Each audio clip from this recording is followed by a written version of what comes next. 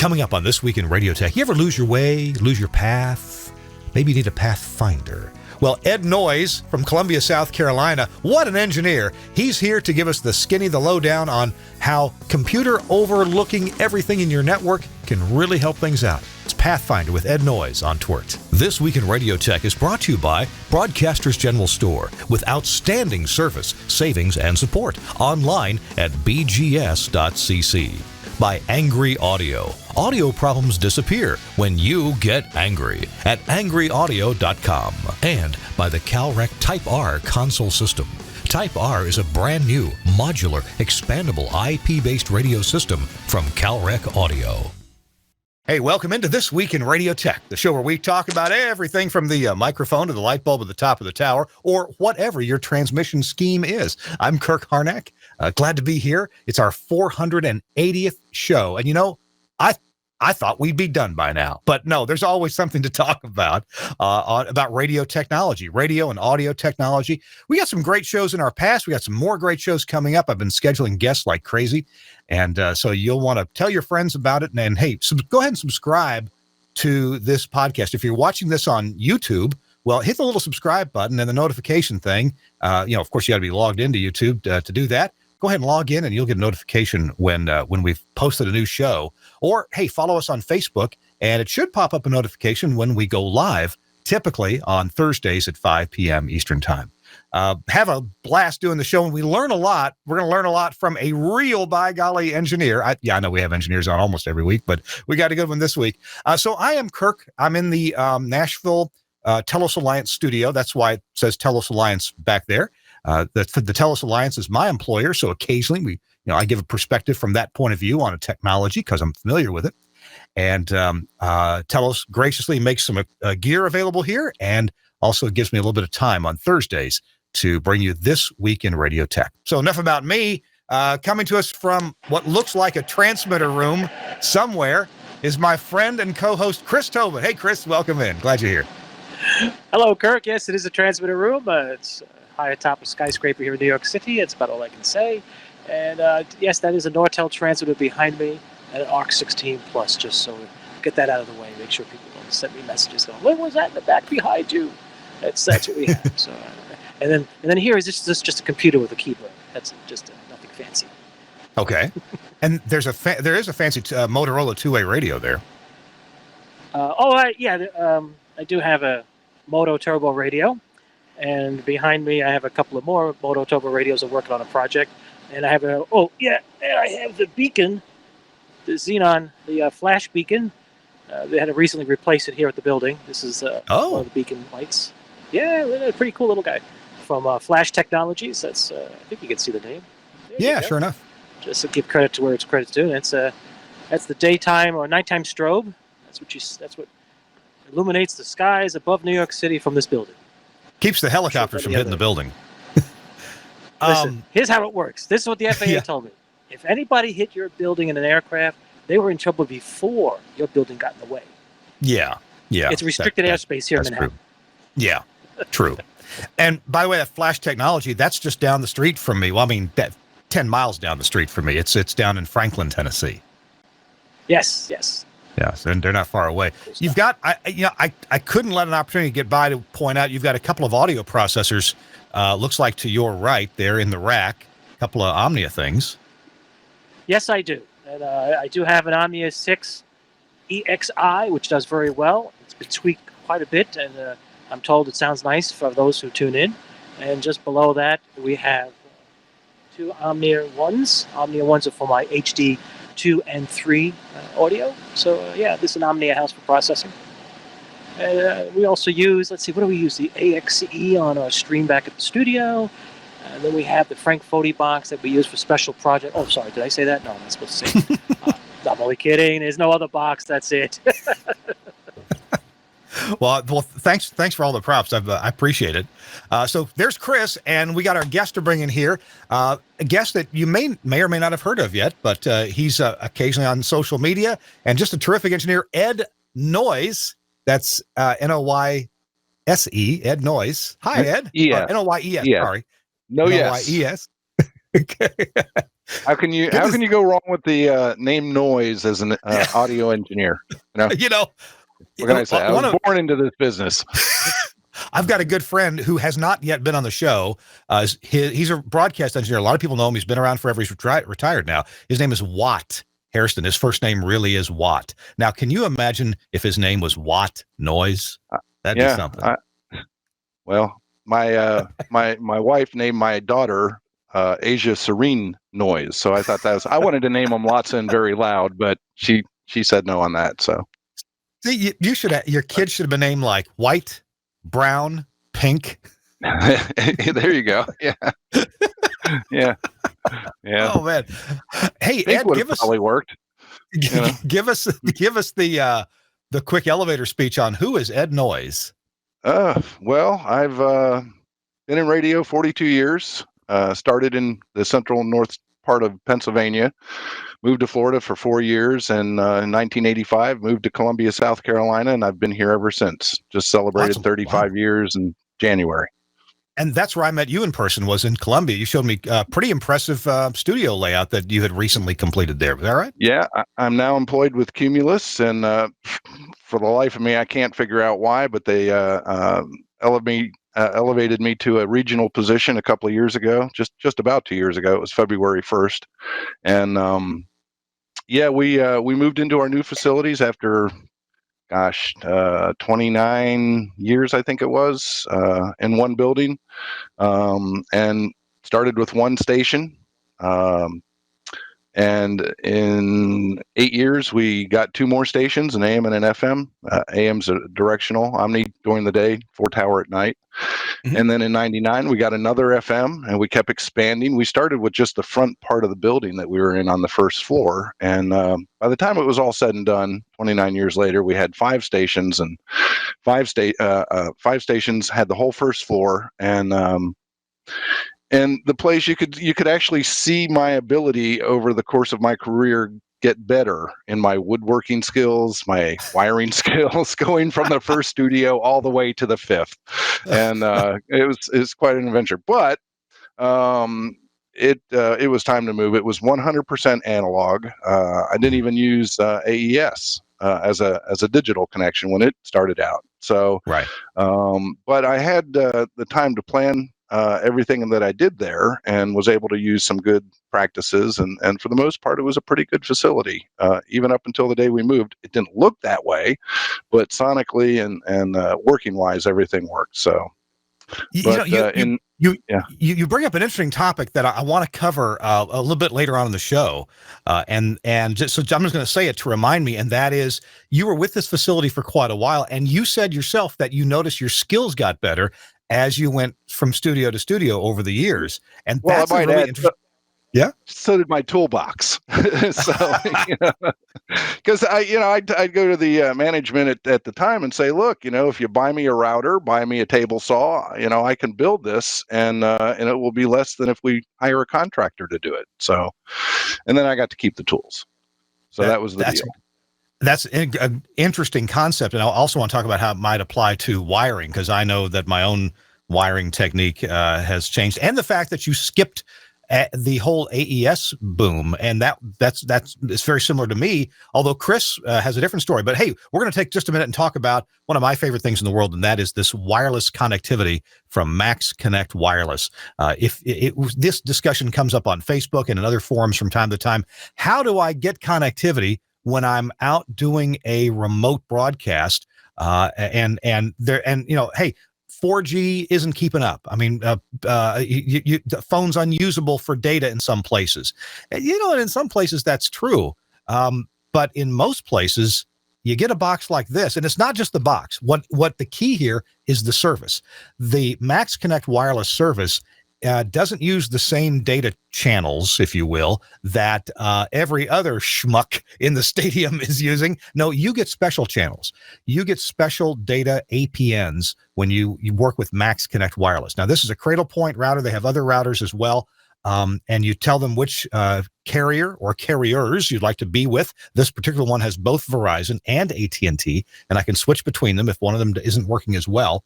And what you get is prioritized data. Your data goes before any other person on that tower, except for first responders. They do get the first data.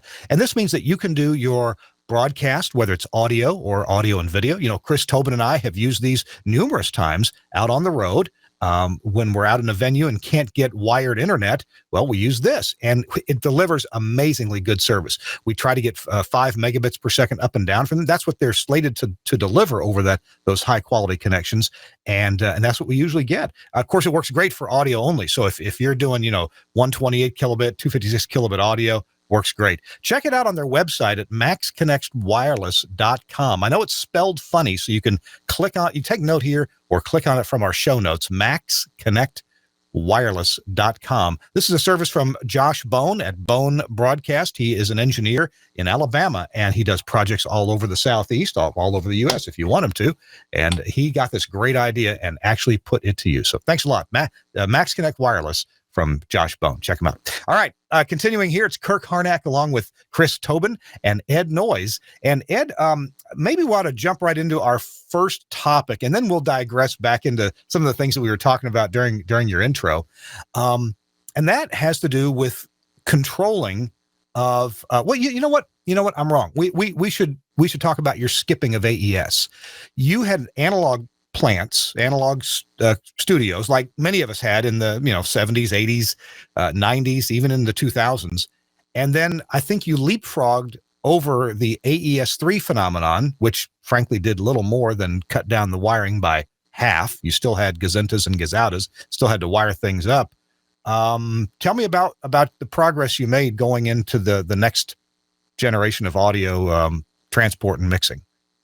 Well, I went through many sales, and in 2011, I guess it was, Cumulus purchased the company I was working for, and they moved me out of that building over to downtown Columbia, and they proceeded to build a brand new plant. And they decided to go Axia, AOIP, with their operating system, OpX, which was not what I was using. And I ended up with about 6 or 7 subnets and fiber runs, and it was totally foreign in my world after 30 years of analog. And but they, and I'm a medium-sized market. I'm in the 80s for the ranking, so they spent good money, but they were very, very careful where they spent it. And I don't want to say frugal is not the right word, cheap is not the right word. They were just very targeted in where they put those dollars so that they got the best bang for their buck. And I ended up with state of the art to today, digital audio facilities.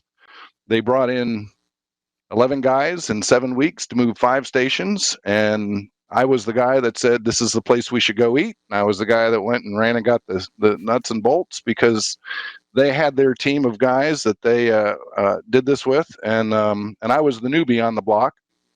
None of these guys really knew me, other than my supervisor that was above me, Robert Combs, great guy. And there's your plug, Robert. The facility was all planned out ahead of time, down to the wiring of what color wire went in what plug in what room and went to what device on the other end. But you can imagine, with 11 guys in 7 weeks, moving 5 stations, everybody kind of did things in their own way. And then they all left. And me and the program directors and the traffic people had to learn OpX, how to program it, how to, my job was to work the bugs out, which took me about 1.5 years. Some were major, some were minor. Actually, it didn't take me that long to work the bugs out. The bugs got worked out probably in 3 or 4, maybe 5 months. But some of them were big. One of the things that had happened was I have 2 stations that are sports, an FM 40 kilowatt, my second largest, and my AM. two different networks. Well, one CBS and one was NBC.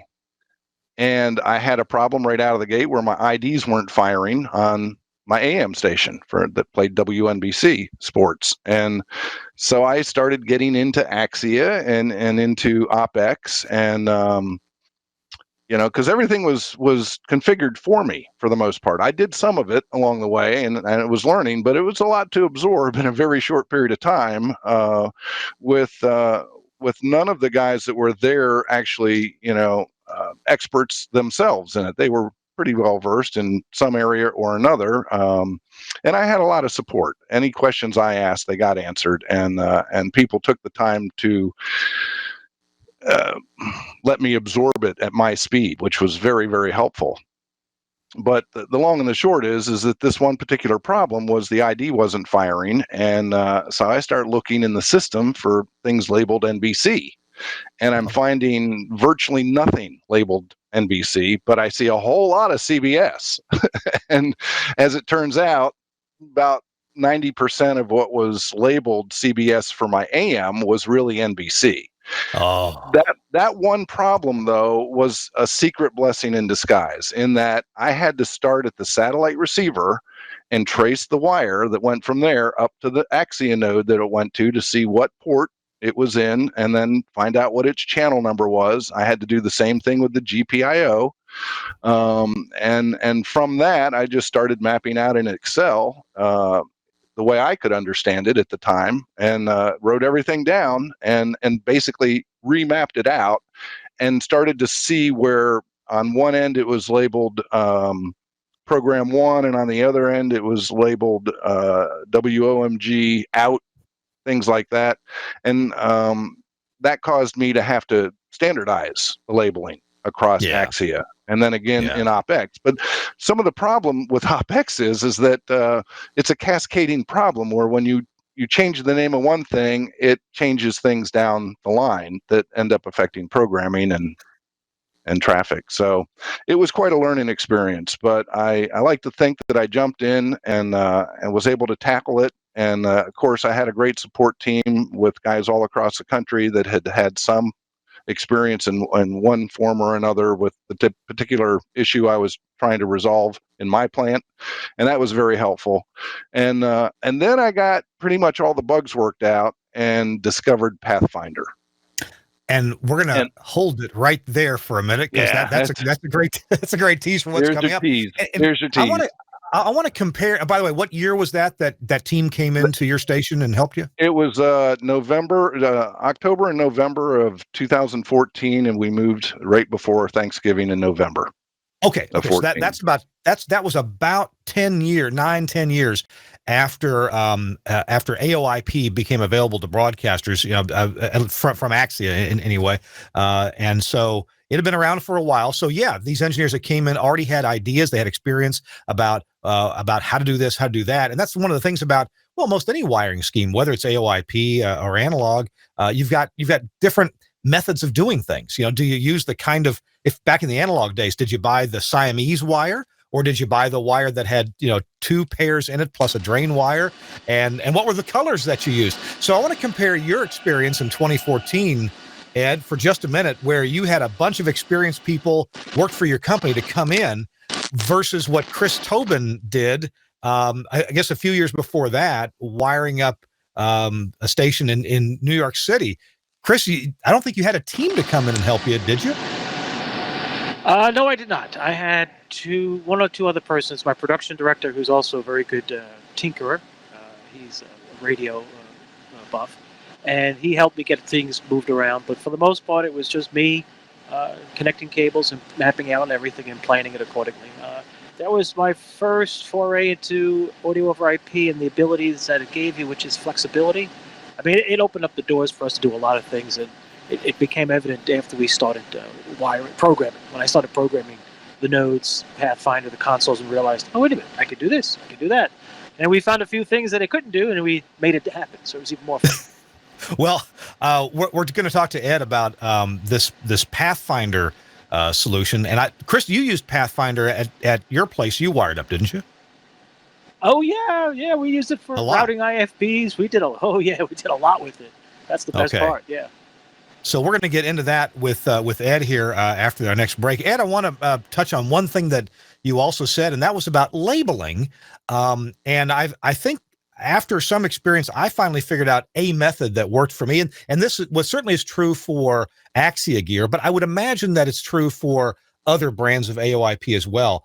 Whenever you have a source, that is, some audio like coming from a satellite receiver and into an AOIP device that's going to make a stream on the network. Of course, I always label what that audio is. This is, CBS channel 41 or whatever it may be, or it's Right. Victrola number 2. And what caused me some consternation was, what do I label the endpoint? Do I label it with the audio that's coming out of it? But then I thought, no, because, that audio can change. We know the subscription at the endpoint because it says what we're subscribed to at the endpoint.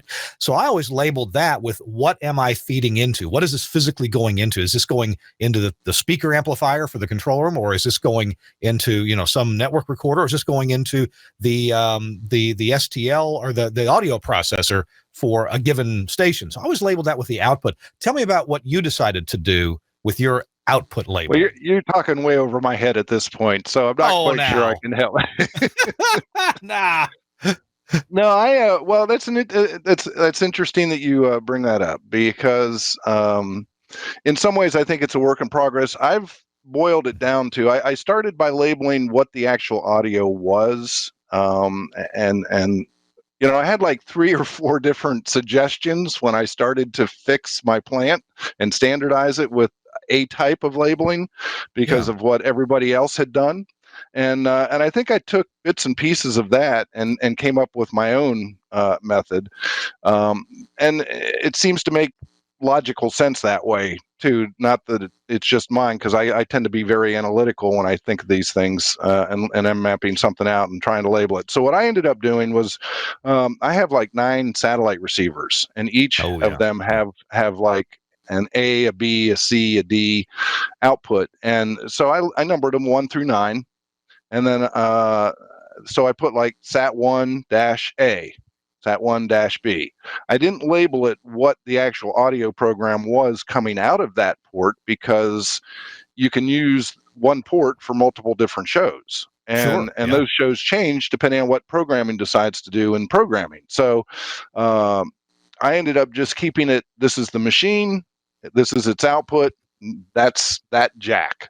And then when I get to the next device, we have a standard for all nodes and things like that. We have a standardization in our company of kind of how we want to label that when it comes to OpEx. There's a standard, but when it comes to just generic audio, I'll label it, TSL1 or STL1. I may even throw the call letters in there for critical parts of the link, just to make it a little bit more user friendly when it comes time to troubleshooting something. But Axia and Pathfinder, we touched on Pathfinder, uses an indexing system.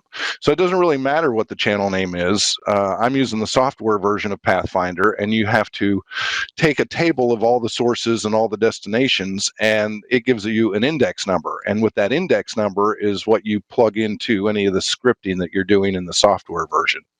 So the name is kind of moot when it comes to the Pathfinder part, but when it comes to just point A to B through the Axia plant, going from one device to the next,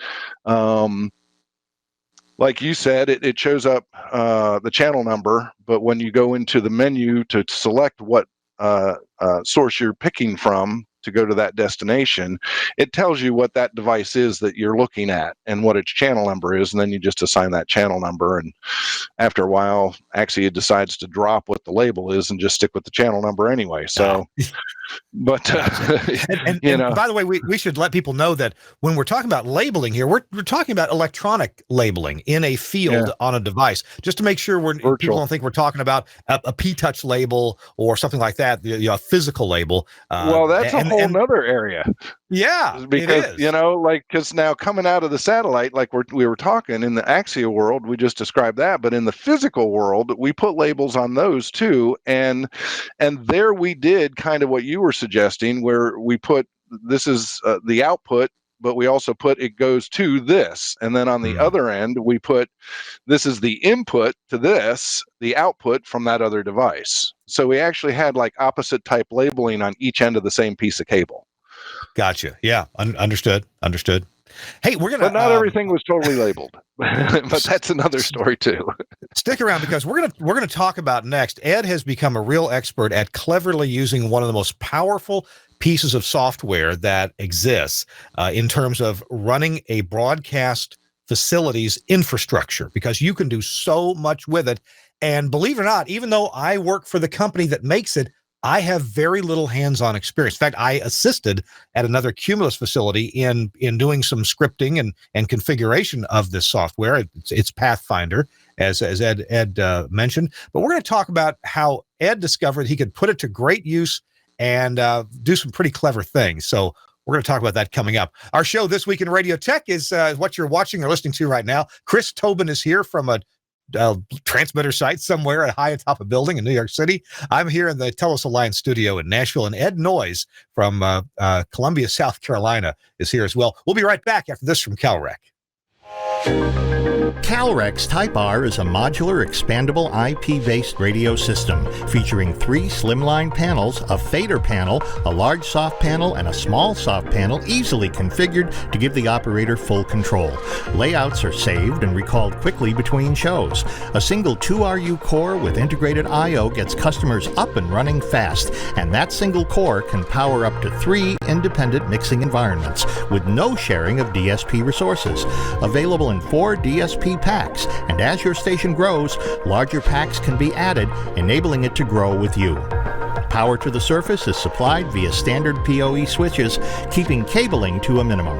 Type R is fully AES67 compatible, as defined by SMPTE 2110, which means that it is also compliant with NMOS discovery and connection management specs.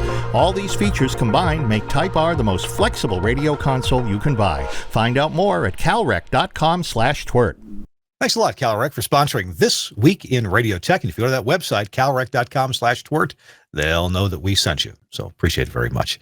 Hey, it's This Week in Radio Tech, number 480. Kirk Harnack and Chris Tobin and Ed Noyes from Columbia, South Carolina is here. We were just getting ready to talk about Pathfinder. And for those of you who already have an AOIP system, you know that, well, you can use a computer browser, right? You can browse into any device typically, and you can do some configuration on it. You can change, the outputs. You can change, what the routes are, the subscriptions, if you will. You can also maybe affect GPIOs. And in these systems, you can kind of logically hardwire a GPIO, from this input to that output, from this GPI to that GPO. You can do that.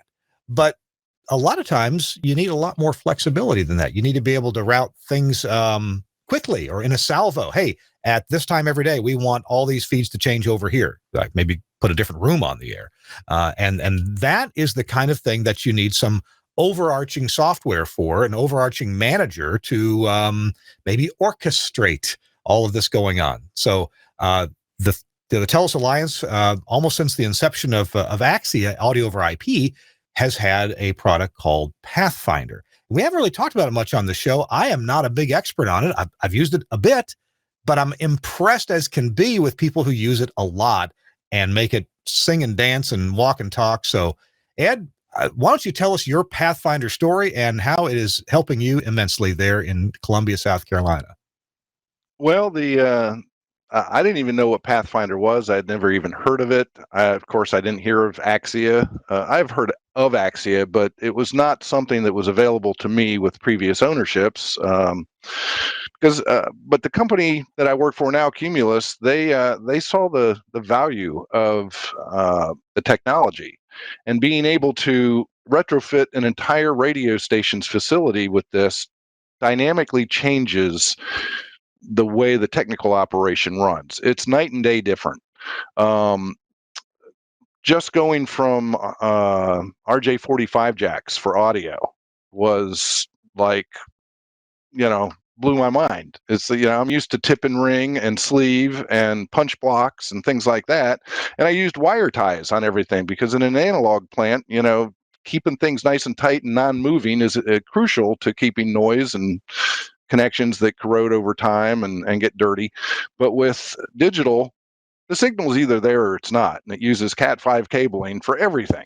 So my plant was color coded with about 7 different colors, depending on what those wires do. In my plant, General Network is green and Axia is red. OpX is black. Any kind of control wiring or GPIO is yellow. Those kind of things. And then, of course, we talked about the labeling and all of that. So all of this was put together, and then I was shown Pathfinder. And Pathfinder is what I like to call the automation of Axia. Just like a radio station has an automation for their programming, and they schedule a log and execute that log, and then can look back and see reports from those logs and things like that. You can do kind of the same thing with Pathfinder with Axia when it comes to digital routing, monitoring, switching, scripts that will react upon certain conditions. And you can take any kind of input. You can take a serial stream from a CD deck and I tried. I wasn't successful, but I got very close to extracting the title and artist from the CD players over serial, and then running it into Pathfinder and stripping out the data and then passing that on to OpX to be able to send out to my RDS. And so whenever they played any local CD stuff, you'd still have the title and artist experience on the RDS. So I'm a bells and whistles kind of guy. And when I saw the power and the potential of Pathfinder, I was like, oh my gosh, this is like one of the coolest things I've ever seen. And so I'm doing things to tell you some of the practical. We have I mentioned my sports FM whenever, and we're the home of the USC Gamecocks here in Columbia with the University of South Carolina. Oh, there's a big responsibility right there to get that right every game. Yeah, and well, it's a whole lot easier with Axia, and okay. I also have an Element console in that studio. That's it's probably got I don't even think I've ever counted all the channels on it, but I think it's over 26. 24, 26 at least. But in any event, we're not allowed to stream the game that we have over the air on our stream. So traditionally, our system at the time, we had to go out to a website and program in a blackout on that stream at a certain time, and then unprogram it, guessing when the game ended, whenever that is, and anybody that runs any sports knows that's a coin toss. So the programming normally was CBS. So I made a Pathfinder command. It was a very simple one that whenever the sat show command in my automation put the game on the air, it sent a command to Pathfinder. OpX did that, and then Pathfinder would interpret that command and change the audio route from my streamer from the live program output of the console to the CBS satellite receiver directly. And they cover all the commercial breaks. So the only downside of that is I can't continue to insert our own local commercials in our stream of CBS Sports on our sports station stream. But at the same time, and here's one of the cool things that I discovered, because I first built this basic script to just do that, and then at the end of the SAT show, when the game ends, switch it back. Well, I discovered that you can have Pathfinder send an email. So I put in the commands to send the program director an email as a text, actually, not even an email, just a text to his cell phone, and it doesn't tell you when it happens. It's not a notification, it's a verification. So when that stream switches from the program feed to the CBS satellite receiver, then it checks that connection, and if it is indeed switched, it then sends the email to the PD saying, hey, the stream is now on CBS Sports, and we're no longer liable for any problems with the university streaming their football game on our stream. Because they have their own system to do that. And so it could actually be used as a legal verification, because the PD will not get that text if the stream doesn't actually switch. So that's just a practical use, but I've gone way beyond that with Pathfinder. So it's as simple or as complex as you want to make it. And just right before Christmas, I don't know how much time we have before you need to do your next break, but go ahead. Right before Christmas, we had an open house at our facility, and we had three different network hosts come and hobnob with clients and things like that. One of them was Rick and Sasha out of Atlanta, that air on my urban station. Well, they actually wanted to do their network show across the country from my urban station's control room. Well, my urban station also does local live content during that show, and I now had them displaced out of their studio so that Rick and Sasha could do their network show. So I put them in our AM studio, which is, for the most part, an automated throughout the day station, except when we do live sports on it, and then took the AM station and ran the output of the automation directly to the STL. How I did that was basically with 3 button pushes and a little bit of Pathfinder programming ahead of time, which took me about a half an hour to do. And I basically set a preset up on my core console on my AM studio. There's 4 presets, just like your car radio has presets. I can pre-configure the entire console with a push of a button to an entirely different layout for the channels, what it does, what its purpose is. And so I programmed the C, in this case, profile to be pretty much all the sources from my urban station's control room that they needed in order to run their live and local. OpX gives you the ability to switch to any of the other station's monitors. So I already had that capability with OpX to move the control room monitoring of the automation into the AM studio's control room. And so I effectively just brought that up and was running it out. Well, the first thing I did was I pushed a button in the rack. I have a 5-button push panel, and each of my control rooms has this, where I can bypass the control room and put the automation directly into the air chain. Sure. Where it's entirely studioless, if you will. Yeah. And that's allowed me the capability to use my AM studio for other network guests that come into Columbia that need a studio to do their network show. But in this case, so I push the button, I bypass the AM, so the AM's automation's going directly to the STL, no control room now. I go over to the urban station's control room, I push a button there, and it switches it from that control room to the AM studio, where I've already taken the preset and have it already up and playing through that console's Program 1 output. And that's seamless. And then I pushed another preset on the urban station's console and put it into the mode to be able to connect to a Comrex access, and they could do their network show. And it took me all of 30 seconds to do that. So in an analog plant, that would have been a nightmare. So, I didn't hear you mention anything about patch bays or custom lever switches that are panels that you had to build up with wires going, or relays. Virtual. I didn't hear any double throw relays to move. No. Wow. No, and the neat thing about it is, I have a couple of the old Beta Bright light bars that were used with the old TFT, and Sign System has a device that you can run into a Beta Bright light bar and do a GPIO to do one of 15 different predefined messages. I ended up taking those and taking the lens out and putting window film on there and blackening them out, which cut down the brightness, but they look way more modern and they fit in my studios now, and they don't look out of place, even though they're 15, 20 years technology old. And I run those down. And so whenever you bypass the console, it starts scrolling that the studio above you is in bypass mode. And as well as it changes the lights on the button panels to whatever color you want, and so there's you can, like I said, you can make it as easy or as complicated as you want, and but that's just one of the many tricks that I've done with Pathfinder. A lot of what you describe can be done with a competent routing switcher, the kind that you might see from, say, SAS, back in the day when you're routing either analog or AES.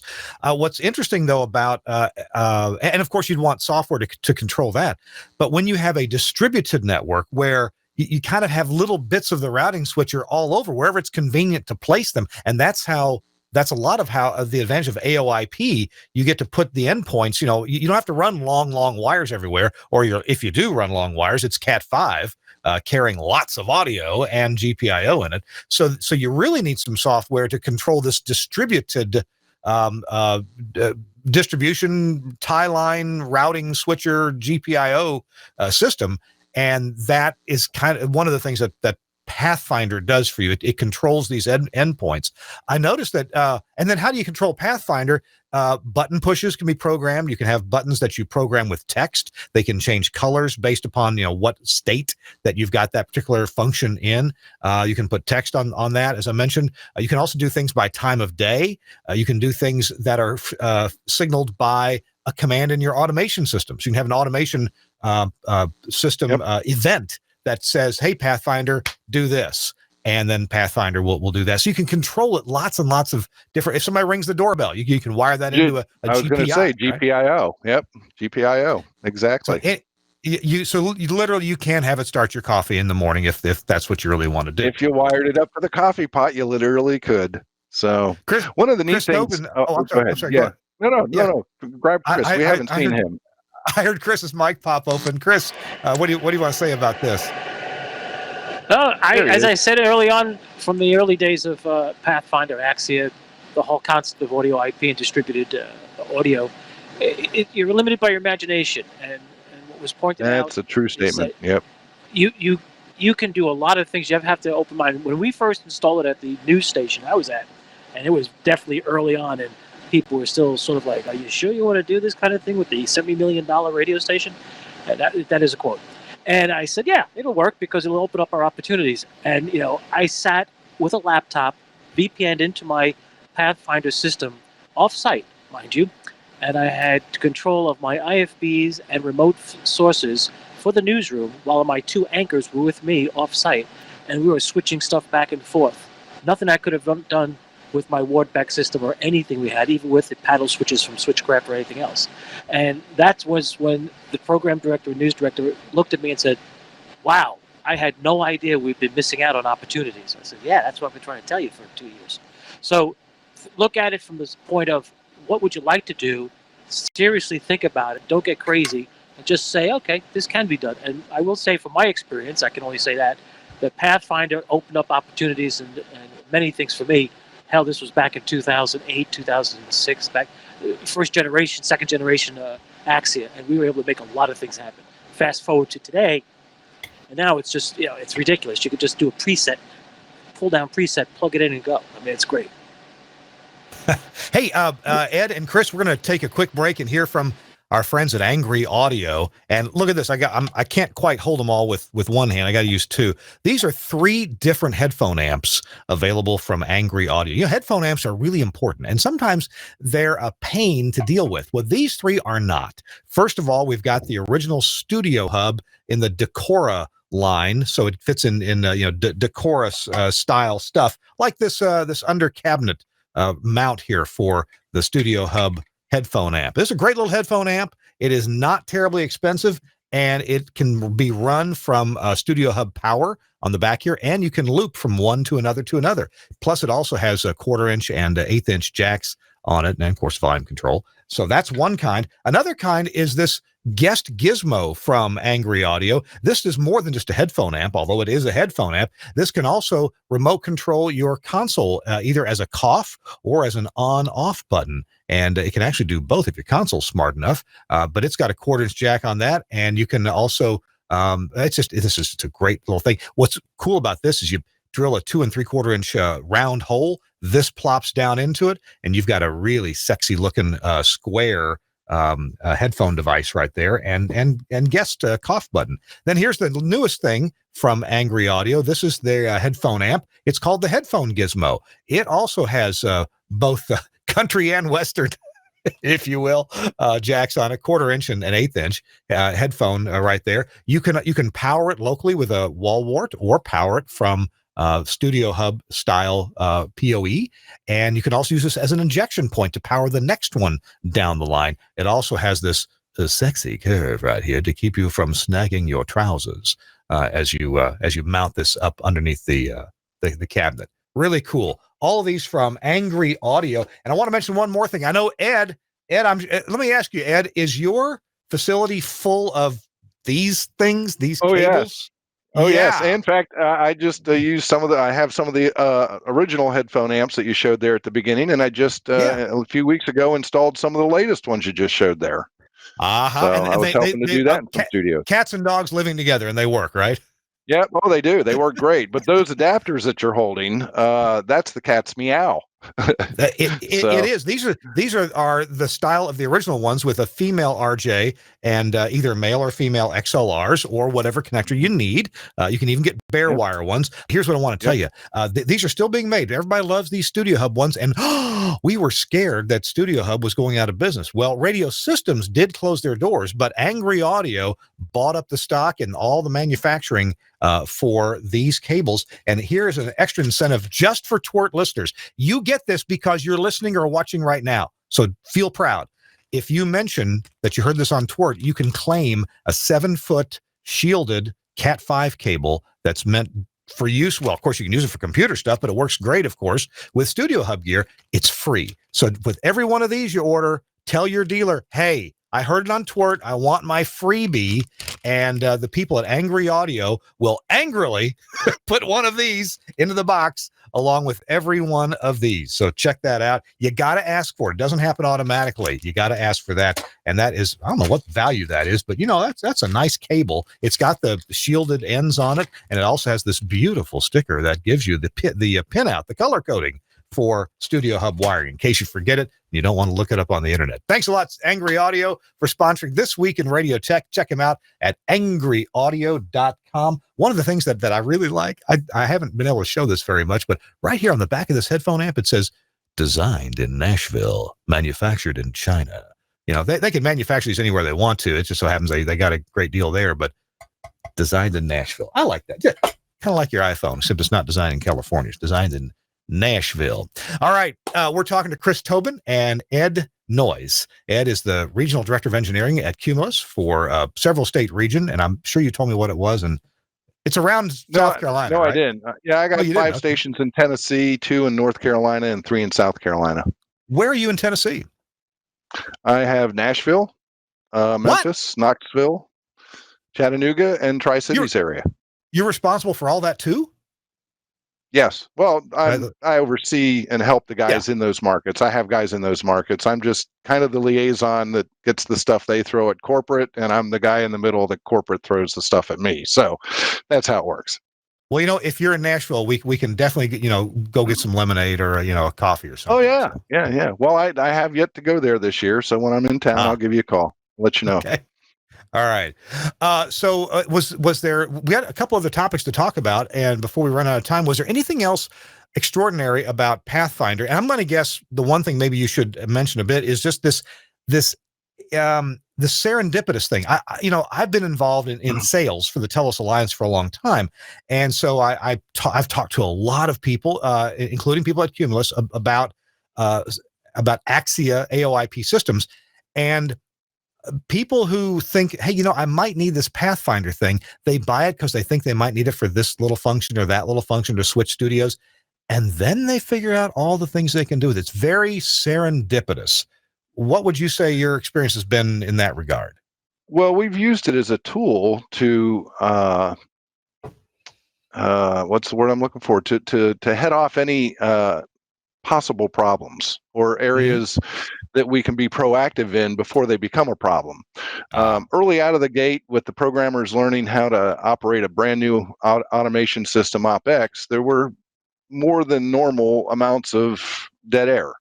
And one of the built-in features of Pathfinder native to it is it can monitor any one of the sources or destinations for its audio level, both as a peak and as a noise floor level, if you will. And you can act on each of those trip points on every single piece of audio running through Axia.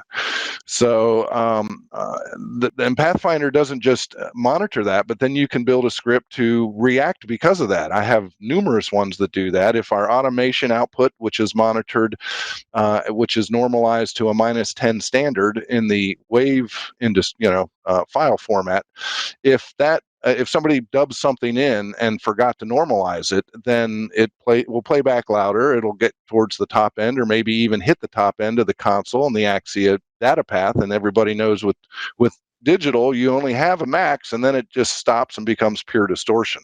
Yeah. And unlike analog, that would maybe start adding more and more harmonic distortion or intermod distortion or something like that. With digital, it's really just there or not, or it sounds really bad or it sounds really good. There's very little in between. And so you can mark those endpoints and then monitor them, and then react on them how you want. So I put in the 3 different PD's cell phones and made scripts that if the program went silent at this point in the chain for a period of time, then it would email them or text them. But I also tied it to my Burke remote control so that it would be a status on it, and that would then call out. And depending on what status in the Burke remote control system activates, I can also with it determine who gets the phone call.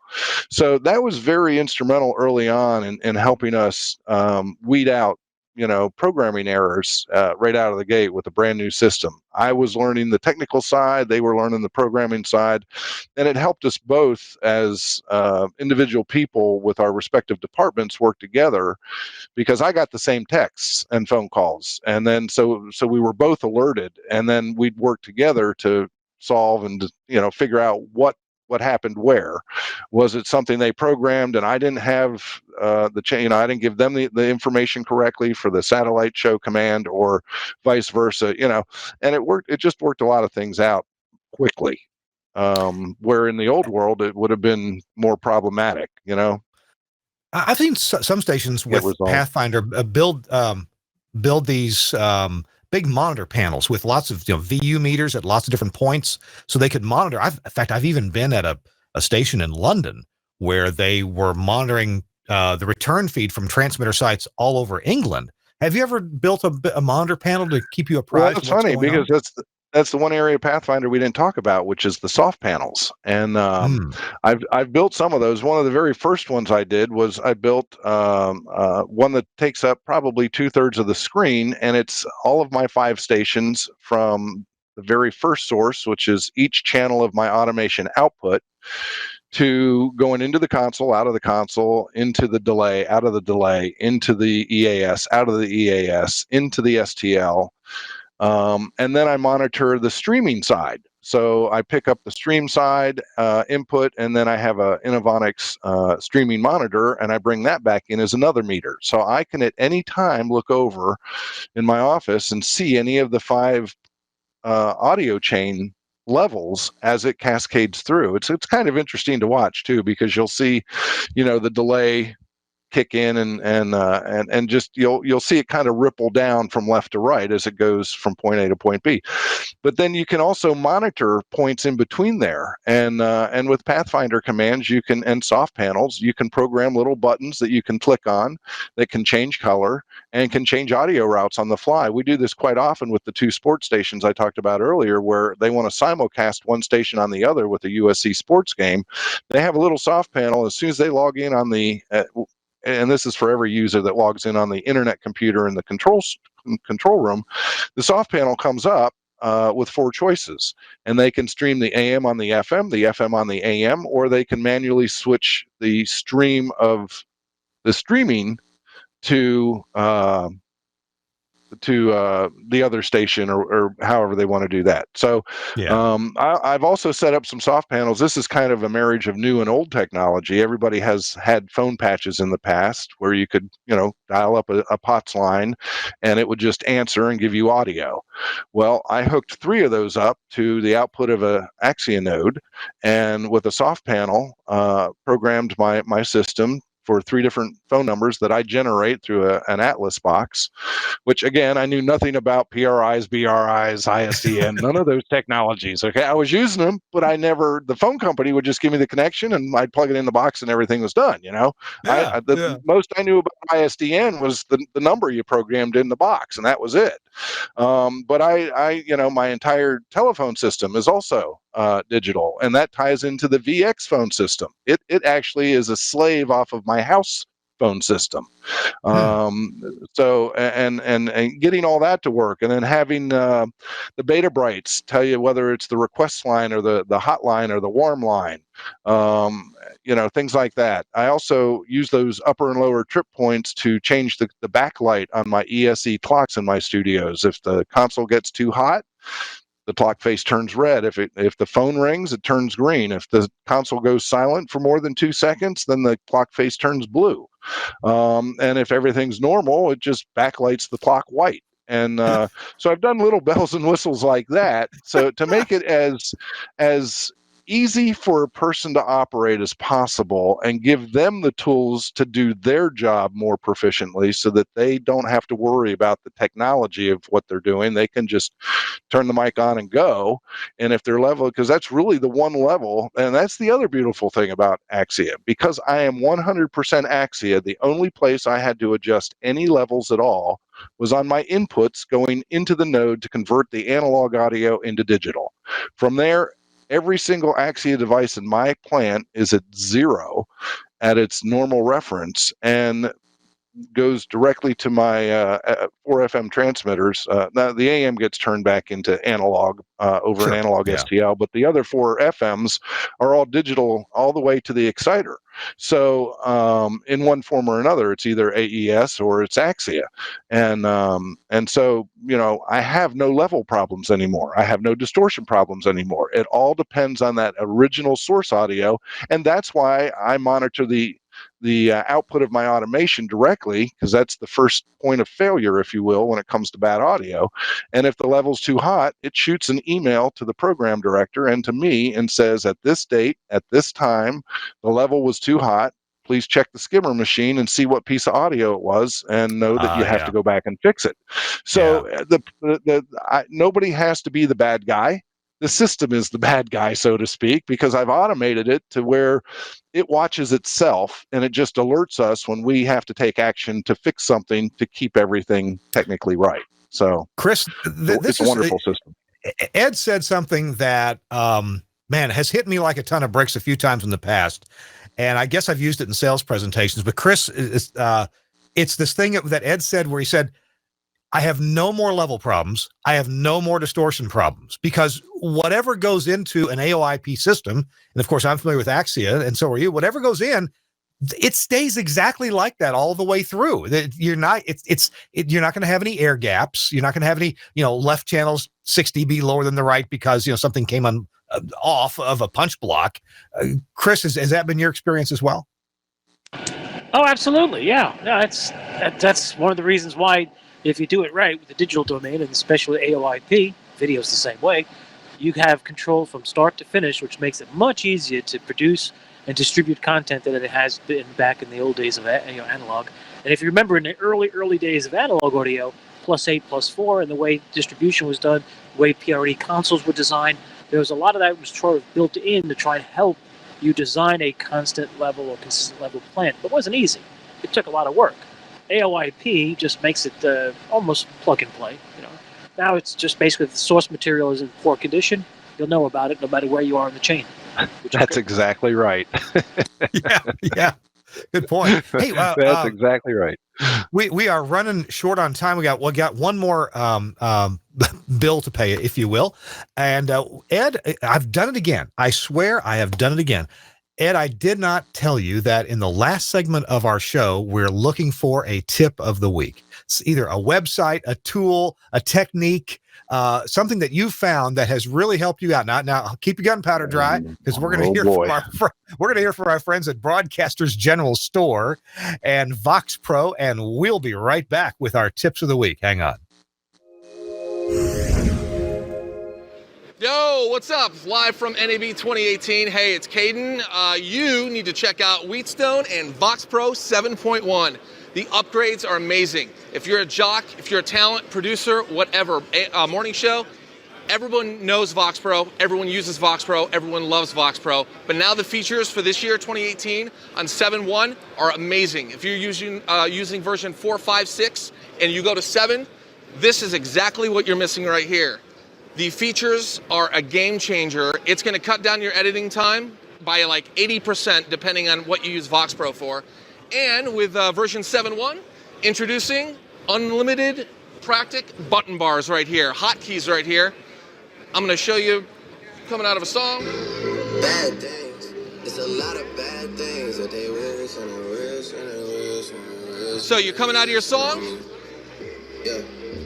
Start your next song right here. It's basically an entire production room right on Vox Pro. So it's the Vox Pro we know and love with a ton more features. And now this is the ultimate game changer right here.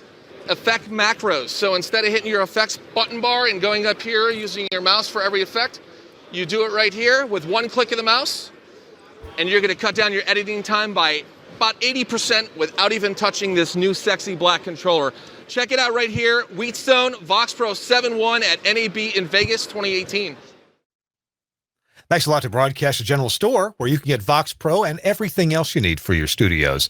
Give them a call at 352-622-7700. They answer the phone like that. There's always somebody waiting to talk to you, or go to their website at bgs.cc. Terrific people. In fact, I just talked to Dave Kirsten last week and this week, and Jessica Shute as well. Just great people there at Broadcasters General Store. Thanks so much for sponsoring the show.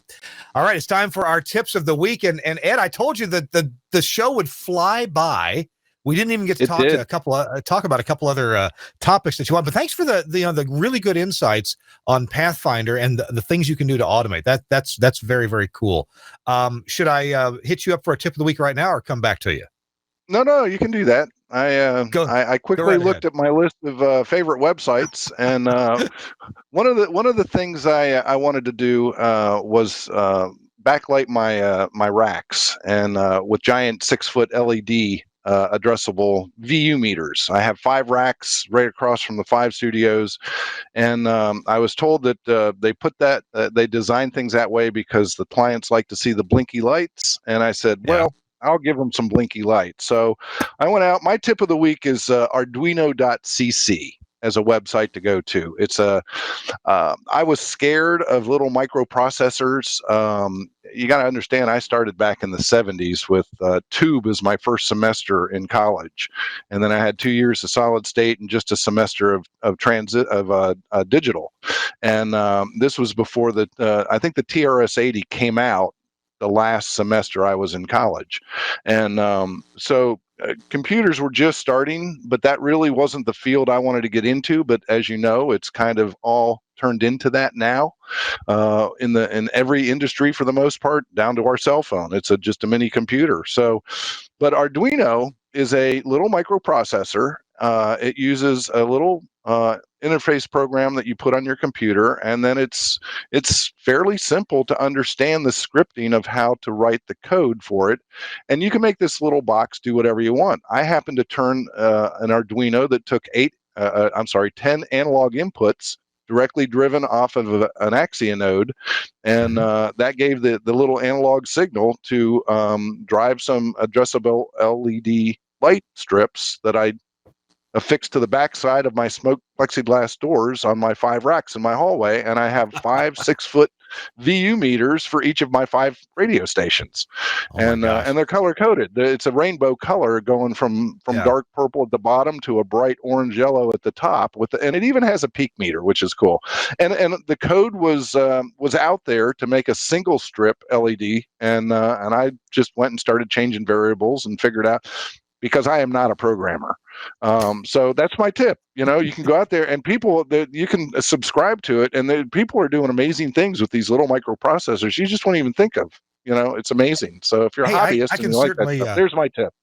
I can certainly link to the Arduino.cc website, but if you've got some tips, or if you could email me a source for the LEDs that you use, these 6-foot tall things, that'd be cool if you wouldn't mind. They come in rolls of like 15 feet, and okay, yeah. And I ordered mine through eBay from China. Okay. You have to wait 8 weeks because they literally come over on a slow boat from China, but yeah.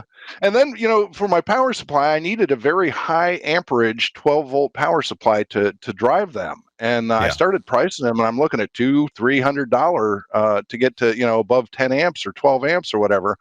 And the guy down at the local parts store told me, well, why don't you just get a server power supply? So I got on eBay. I found a $20 Hewlett-Packard surplus power supply, looked up the pinouts to short together to make the thing turn on when I plug in the power cord, and there's my 12 volts at like 15 amp power supply to run my my 5 racks with 6-foot LED strips in them. Wow. So wow. I'd love to see that. Next time I get back through Columbia, we'll look at that. Ed, thanks kindly. Let's hit up Chris, see if he's got a tip of the week for us. Chris? Oh, well, I don't have any triodes or pentodes or grounded grids to work with, but that's okay. You probably don't want to do that, even though the filament voltage and current's pretty high. No, the tip I would offer up is, since we were talking about AOIP and the flexibility of what it offers, when you're doing the cabling between sources, destinations, whatever you want to call them these days, try to avoid labeling it with what it actually is. Just come up with a numbering scheme or maybe something, a little other method, and that way when you're in the rack and you pull something out, you can refer to a sheet and go, okay. I worked at a place recently where they labeled everything. This is going from Omnia out to console input 1. It's CD2. I'm like, yeah, but I just traced the cable. It doesn't match what the label says. Oh, right. We moved it the other day because it was a problem. So if you had just numbering or something very generic, you make the changes in your book or on your Excel sheet on your tablet, you'd be a better choice, a better solution, because I got stuck. Yeah, it took about an extra 30 minutes figuring out what we were trying to do, because labels didn't match the equipment they were plugged into. So, again, documentation is key on a lot of things, and try to remember if you're doing AOIP or anything IP related, because technically the Cat5 cable is bidirectional and has multitudes of source destinations all over the place. So try not to get crazy with a string of P-touch labels or Bradley labels across it. I was at a place last year, they had 5 Bradley labels wrapped around it, telling you what this cable is capable of doing. It had like CD1, Server 2, Automation 1. I'm like, what is this? And the guy goes, oh, well, you see, when you plug into this, it's programmed to send all these things to that port, so we know what's. I'm like, really? So if something changes, what happens? We have to change the label. What? How about you just change the number on the sheet of paper or in the tablet or the book? Yeah. Computer. Oh yeah, we could do that too. So anyway, see, you just took it to the next level, Chris. That's a great idea. Yeah. I should have done that when I was doing my. Where were you? Well, hey, I'm telling you this because when I installed my first Axia system, that's what I did. And when we had to make changes throughout the year, all I had to do was refer to the master sheet, and each studio had its own set of numbers. So if I found a cable, say 1050, I know, that's Studio 1. 2022, that's Studio 2. I knew exactly what was going on. So if somebody called me and said, hey, we're having a problem, or IT came in and unplugged some stuff from the router and nothing's working in Studio 3, I could say, don't panic. Just get the cables labeled 3000 series and follow what the book says. And within Kirk, 5 minutes, everything was back. I know what my tip is now. Yeah. Back up, and back up. Back up, yeah. Because, Chris, when you write down all those numbers on that sheet, you need to have about 20 of those sheets not close to each other so that when one gets lost, because you don't want to lose that sheet. That's your plan. That's like my Excel files on my jump drive. I have like 3 copies, different places, because that's my plan. If I lost that, I'd lose it. So, yeah. So back up. Always have duplicates and come up with a system that makes it easy to do. But yes, absolutely. You made my tip easy. Thanks. And thanks to both of you. And my little tip, I'm sorry if I said this before, but a month ago, a tornado hit the STL tower at one of my radio stations, and we used this guy, Max Connect Wireless, to get our internet going again, because internet was out for almost the whole town of Cleveland, Mississippi. And so we got it going with this, and then we ended up using this to get audio back to one of our FM sites. So have a backup. This is an awesome backup and a good to use, every time you have to do a live remote broadcast or even just for a backup STL. All right, we got to go. Thanks so much, Ed Noyes. Thanks for being with us. I appreciate you taking over an hour of your time today to talk to us about Pathfinder. Thanks. Chris Tobin, somewhere in New York City, high atop a building. Thanks. You're welcome anytime. It's all righty. 65 degrees in here. I hear the James Bond theme. And hey, thanks also to Suncast, our producer, for keeping up with us and producing the show. Thank you so much, Suncast. I really appreciate you being here. Also, Andrew Zarian, the founder of the GFQ Network, where you'll find other fine podcasts right here on the GFQ network. Next week, what do we got next week? We got to take a little different turn. We're going to talk about essential community radio with a fellow by the name of Ernesto Aguilar. Essential community radio. And I had experience early in my career with community radio and loved it. So we're going to talk about technical and non-technical aspects of community radio and why it's important for what radio is and connecting people and keeping them together. That's all coming up next week. Thanks to our sponsors. Go visit them, please. We'll see you next week on This Week in Radio Tech. Bye-bye.